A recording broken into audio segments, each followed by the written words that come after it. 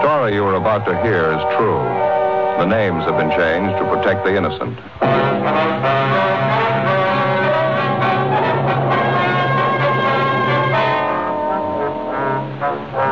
You're a detective sergeant. You're assigned to homicide detail. A small boy is reported missing from his home. His age, 9 years. Foul play is suspected. Your job? Find him.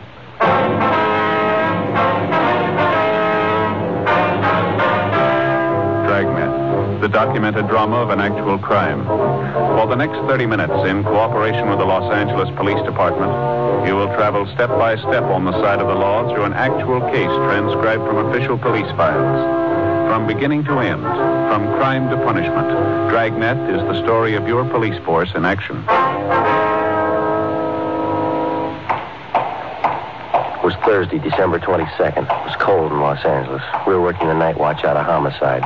My partner's Ben Romero. The boss is Thad Brown, chief of detectives. My name's Friday. I was on the way into work, and it was 3:55 p.m. when I got to room 42. Homicide. Hi, Joe. Ben? Well, here's the file on the Webster case. And all the follow-ups been made? Yeah. I get it. Homicide, Friday. This Levinson, Unit 113J. Got something for you. Yeah, Harry, what's doing? Doherty and I are out here on Collis Avenue, 4656, trying to track down a 9-year-old boy. Yeah, what's the story? The kid's missing, suspicion of foul play. How long's he been gone? About 2 hours. Looks like a job for homicide. How do you figure? The kid was last seen playing in the backyard of his home. Yeah? We checked over the yard. Did you find anything? Bloodstains, lots of them. They look new. Ben and I left a message for Chief of Detectives Thad Brown. And then we went over to the crime lab, picked up Lieutenant Lee Jones, and drove out the Arroyo Seco Freeway to Collis Avenue. It was an average neighborhood. Number 4656 was a one-story green stucco residence situated on the corner of Collis Avenue and Harrison Drive. Beyond the backyard was a tract of undeveloped land covered with scrub oak. Harry Levinson from Highland Park Juvenile was waiting for us in front of the house. Get back this way, fellas. Coming, Lee? Till I get my bag. Who notified you that the boy was missing, Harry? The mother said she went out to do some Christmas shopping about 11 this morning, left the boy home. Mm-hmm. She came back about 2 this afternoon. He was gone. What's the name? Johnstone. The kid's name is Stanley, 9 years old. Mm-hmm. Was this gate open like this when you got here? Yeah, I haven't touched the thing. Here are the stains over here, Lieutenant Jones, along the edge of the walk. See? Yeah. Let me see. Yeah, quite a few stains, huh? Yeah. Looks like it might be blood. Try some benzodine on them. There we are. See what happened? Where's the kid's mother now, Harry? Yeah, in the house. Doherty's talking to her. Did you talk to any of the neighbors? People next door, the ones on this side. They couldn't tell us anything. There it is, fellas. Yeah, Lee. These spots I covered with benzodine, they're turning blue. Bloodstains, all right. You can't say definitely whether it's human or animal blood. Mm-hmm. Did you have to go back to the lab to run it through? Yeah, biological precipitant test. Hand me one of those glass files for my bag, will you? Yeah, sure. Okay, here you go. Thanks. Scrape some flakes off for a test. There we are. How soon can you tap the blood for us, Lee? Precipitant test won't run more than 20 minutes. It'll take 3 or 4 hours to run a blood grouping, though. That's it. Anything else you want to check? Levinson? Anything else? Oh, yeah. Right here in my handkerchief. Empty shell. That marker over there by the rose bush? That's where I found it. I'm a 22, huh? Yeah. Might tie in, might not. Mark it and dump it in this envelope, will you? Mm-hmm. There you go. Right here. Did you get a missing broadcast on the boy, Harry? Doherty did about a half an hour ago. Here's a description here. Thank you. Will Mother know about the bloodstains? No, we didn't tell her. She's worried enough already. She has no idea what might have happened to her boy, huh? No more than we do. She checked all her friends and relatives. We're covering the neighborhood. No trace so far. Not much to go on. Bloodstains. Empty cartridge. Yeah, it could mean 100 things. Any ideas, Friday? Just one, and I don't like it.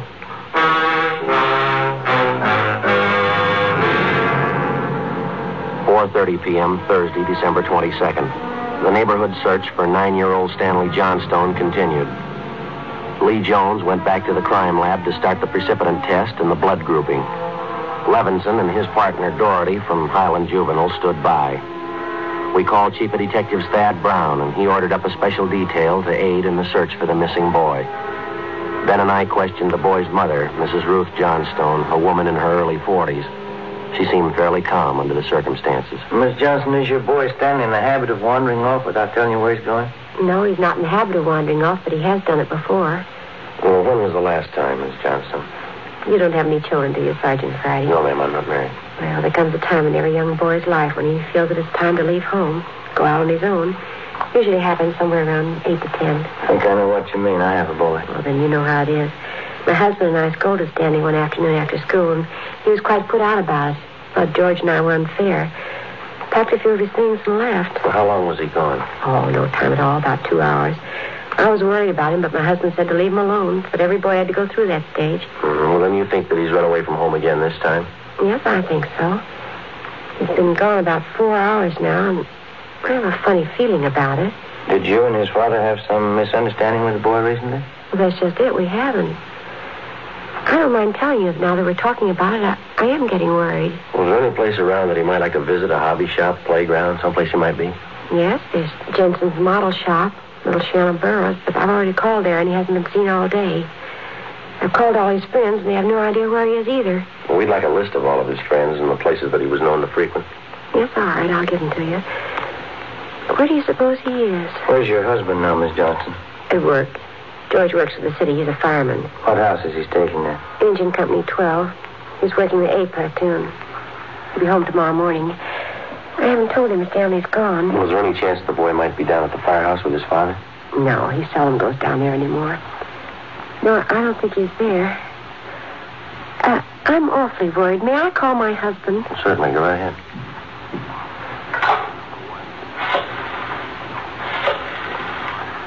I know George will be worried. Engine Company 12, please. Stanley's been gone too long. Hello? May I please speak with George Johnstone? This is Mrs. Johnstone. Thank you. Oh, I hate to call George at his work. Yes, ma'am. Does your husband own the gun? Yes, he does. What caliber, do you know? It's a .45 automatic. You got it knock. George? This is Ruth. George, is Stanley down there with you by any chance? Oh. No, I can't find him anywhere. He wasn't here when I came home from doing my shopping. There are 2 policemen here. No, I said there are 2 policemen here. No, dear, I'll call you if we don't find him soon. All right, dear. Yes, you too. Goodbye. I didn't think he'd be with George. At 45, is that the only gun in the household? Yes. Why are you asking about guns? Has anything happened that you're not telling me about? No, ma'am, just routine checking. We'll have to take a look at that 45 if you don't mind. Maybe I should tell you we do have another gun in the house, but it's all wrapped up. George bought it for Stanley's Christmas present. What if we could see it, please? Yes, well, will you have to unwrap it? Yes, ma'am, I'm afraid so. It's in the closet. Thank you. They had to hide it. Let me see. Look, here's a paper it was wrapped in. Stanley must have found it. It's gone. You see, here's the gift card and the box the gun came in, the rifle. I wonder if I could look at that box, ma'am. Thank you. How about it, Joe? .22 caliber. Thursday, December 22nd, 5:15 p.m. It was getting dark.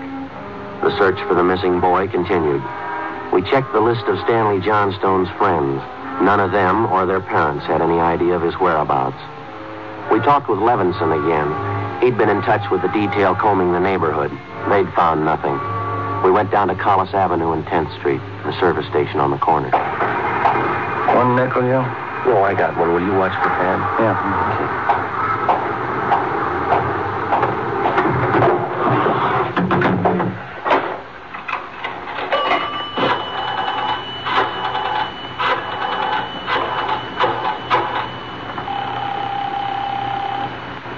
City Hall? 2667, please. 2667?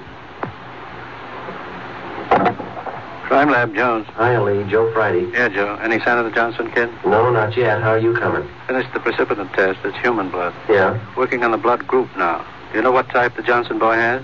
Well, Well, I didn't want to upset his mother. Thought I'd wait till the last thing. We're in the neighborhood. Check with the family physician. That way you won't disturb her. Yeah, I figured on that. Just a minute, Lee. Yeah. Yeah, man. Boss just pulled up. Okay. Thad Brown's out here now. I'll check you later, Lee, huh? All right, Joe. Right, bye. All right. Oh, this way, Jim. Gentlemen, how's it going? We just checked with Lee Jones. Yeah, I know. It's human blood. What do you think? We talked with the boy's mother, Mrs. Johnstone, found a gun missing. Yeah? Caliber's the same as the empty casing Levinson found. It's .22. You said the gun was missing? Yeah, the Johnstones were going to give it to the boys as a Christmas present. They had it hidden, but it's gone. Any idea who took it? Well, they left the Christmas wrapping behind. I think it was the kid. 22 rifle, huh? 9-year-old boy. When's he gonna learn?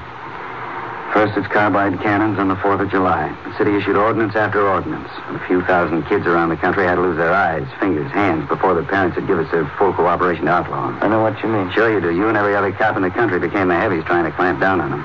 So it's the same story. This time it's guns for Christmas. Well, I know what you're thinking, but we're not sure yet. Listen, Friday. There's a city ordinance against giving a gun to a kid. You know that. Yeah, I know that. There's a missing boy and a missing gun. There's blood on the ground and an empty shell. That's enough for me. Well, we're going to stay with it. Something's got to break. Yeah? I hope it's not the hearts of that kid's parents. Hi, Chief. Been looking for you, Friday. What do you got, Harry? Found the gun. New .22 rifle. That says it's been fired recently. Where'd you find it, Levinson? Back up there in that scrub oak behind the Johnstone house. Mrs. Johnstone identified it. Buckley took it down to the crime lab. Thanks, Harry. Miss Johnstone okay? Pretty sick now. Doherty came up with something else. What's that? There's another one missing. An 8-year-old boy. 6:30 p.m. We talked with Officer Doherty about the other missing boy. He told us that his name was Stephen Moorheim, 8 years old. His family had just moved into the neighborhood. It seemed that no one besides the Moorheim family knew that the boys played together. Mrs. Moorheim told us that Stephen told her that he was going out to play and that he'd be home by 6 o'clock for dinner. She told us that he was an unusually prompt boy and almost never overstayed his playtime. We got a description of the Moorheim boy and put out a missing broadcast. We called the Johnstone's family doctor. He told us that Stanley's blood was type O. At 7 p.m., we talked again with Mrs. John Moorheim. Are you sure Mrs. Johnstone doesn't know where the boys are? She has no idea, Mrs. Moorheim. Oh, this is terrible. Just awful. I feel there's more to this thing, something you're not telling me. There's no use to upset you until we know a few things for sure. And you're holding back something. Well, now, please try not to worry, Miss Moorheim. There are certain things that we're going to have to ask you, routine questions in any kind of investigation. Is there anything else you want to know? Yes, ma'am. What is your boy's blood type? It's a funny question. Do you think anything's happened to him? Have you found him and you're not telling me? No, ma'am, we haven't found him, and we don't think anything's happened to him. His blood type. Yes, ma'am. Well, I think I have it written down in Stevie's baby book. Yes, here it is. It's type O. Thank you. I wonder if I might use your phone? Yes, of course, it's in the hall. I'll be right back then. Okay.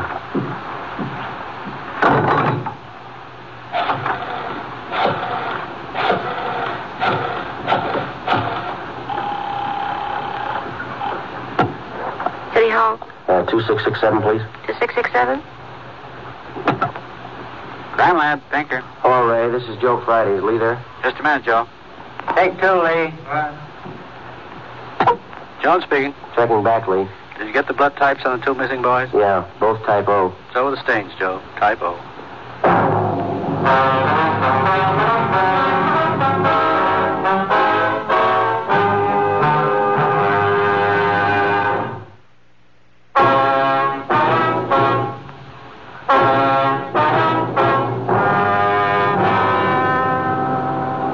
p.m., Thursday, December 22nd. Still no sign of either of the missing boys. Chief of Detectives Thad Brown went back to headquarters to direct the search from there. He dispatched another detail of 50 men to aid in the hunt for the missing youngsters. 8:30 p.m. was getting a little colder. The citrus growers were warned to expect a freeze. We went up the block to see Mrs. Johnstone. Her husband had quit work early and returned home. We talked with him for a while. He could tell us nothing more than we already knew. We still had not informed either of the families about the blood stains and the empty cartridge casing which had been discovered in the backyard of the Johnstone home. It was more than possible that they had a right to know about our findings, but Ben and I felt that there was no cause to add to the distress of the two families at this time. If the two missing boys were found alive and well, then the bloodstains in the cartridge would be of no concern to the relieved parents. At 8:40 p.m., Ben and I left the Johnstone house and went to the home of Mr. and Mrs. John Morheim. Miss Morheim, you said your husband worked at a market. Yes, he telephoned about 15 minutes ago. Said he's closing up right away. He'll be here any minute. I wish Stevie would call, come home. It's so cold out tonight. All he had on was a thin cotton jacket. Well, try not to worry. We're doing everything we can. He'll be all right. Stevie's father's such a sensitive man. He and the boy are so close. I know he's terribly upset. Now, you're sure there's no place that you might have forgotten, someplace where the boy might be? No place. No. If anything's happened to the boy, it'll just kill John. No. You sit still. I'll get it, Miss Morheim. Joe? Yeah, Harry. The Johnstone kid, he's been found.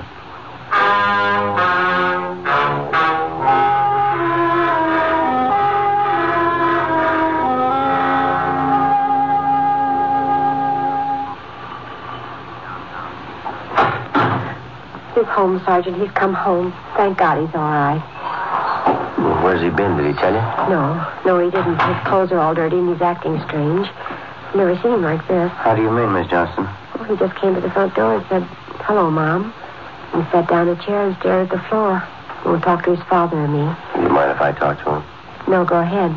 I asked him about the little Morheim boy, but he wouldn't tell me a thing. Where is he now? Right over there in the living room. Looks all right. Yes. Son, this is a police officer. He wants to talk to you. Don't be afraid, dear. He only wants to ask you some questions. Son. You see, Sergeant? Stanley, look at me, son. Come on, youngster, get your head up there. That's better. You had your mother pretty worried, you know that. You want to tell us where you've been? We should try to get him to eat a little something. You hear that, son? Want something to eat? Stanley, there's another little boy up the street who hasn't come home. You know where he is? His father and mother are worried about him, too. Just like your folks were. We're going to ask you to help us find him. I killed him. I killed Steve with the .22. We were only playing, but I killed him. How do you know you killed him? Maybe he's only hurt now, isn't it? No, he's dead. I know he's dead. The gun went off. We forgot we put bullets in there. Where is he, Stanley? I hit him. I was scared. I didn't want anybody to find him. Where did you hide him, son? In a cave up on the hill. I didn't mean it. He was my pal. Do you want to show us where, Stanley? Yes, I'll show you. Please, don't send me to jail.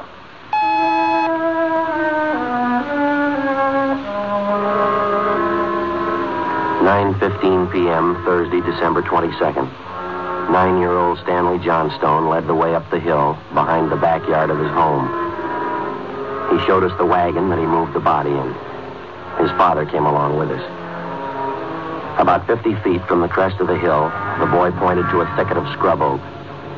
There we found a small cave holding the body of Stephen Morheim. There was a single bullet wound in his chest just below his heart. He was dead. We covered the body. Stanley, how did it happen? I knew my folks were going to give me the gun for Christmas. I knew where it was, and I got it. There was a box of bullets with it. Were you pointing the gun at Stevenson? No, sir. No, sir, I wasn't. It was Steve's turn to play with it. I was chasing him. He tripped over that stump there, and he fell. The gun hit him in the stomach, and it went off. Well, why do you think you killed him if you're telling us the truth? I'm telling the truth. Honest, that's the truth. Well, I believe you, son, but why do you think you killed him? It was my gun. Stevie'd still be alive if I didn't go and get it. He should have waited till Christmas. It's all my fault. Well, where have you been all this time? In the cave with Steve. What were you doing in there, son? I was praying. I was praying for God to make him alive again.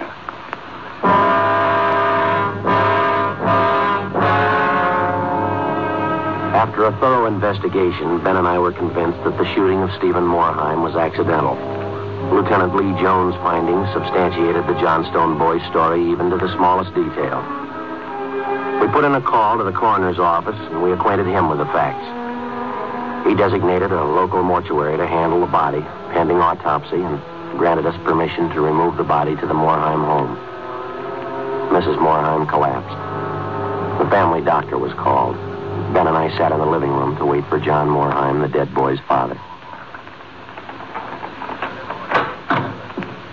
Edith? Edith? Mr. Morheim? Yeah, you the police? Yes. Well, where's Edith? Where's my wife? Has my boy come home? Have you found him? Yes, sir. Well, where is he? Steve? Stevie? Where's Steve? He's hurt, isn't he? Yes, sir, yes. Well, where is he? I want to see him. He's hurt bad, Mr. Morheim. Where is he? I want to see him. How bad? Pretty bad. He's dead. All right, if I go in. Yes, sir, if you want. Will you go with me? Sure. Don't make it any harder on yourself, Mr. Morheim. I want to see my boy.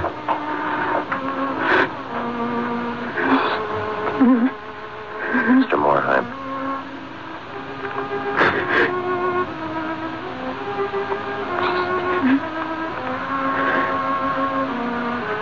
Listen to me, son.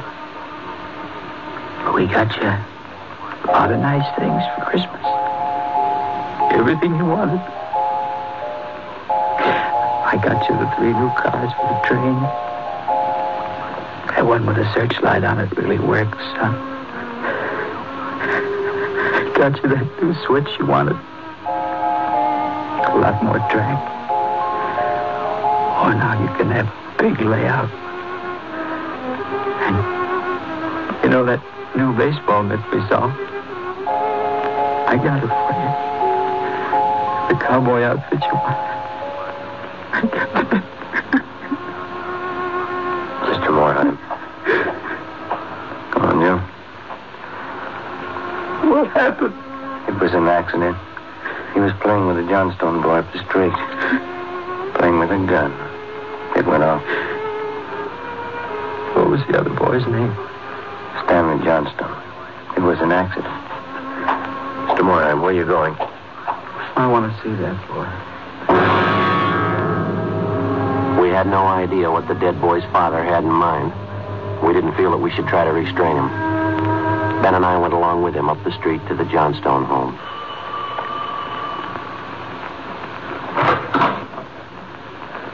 I'm Stevie's father. Where's your boy? I'm sorry. We bought the rifle. We were going to tell him not to use it unless his father was with him until he learned how to treat firearms. Where's your boy? Right here. Won't you come in? It's all right, Miss Johnstone.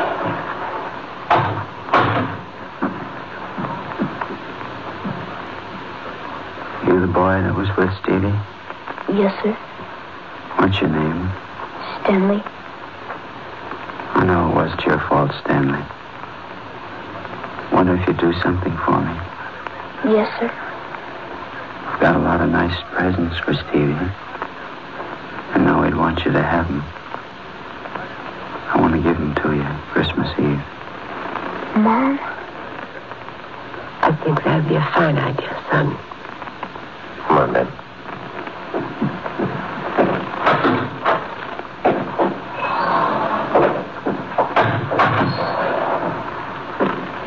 Well, what's it all prove, Joe? You don't give a kid a gun for Christmas.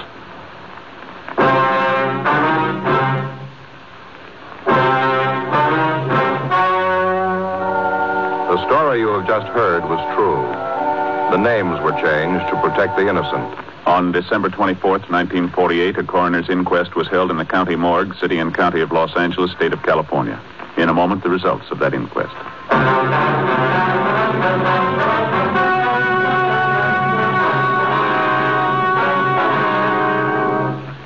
At the coroner's inquest, it was officially recorded that Stephen Morheim's death was the result of an accident. Stanley Johnstone was absolved of any legal responsibility for his friend's death.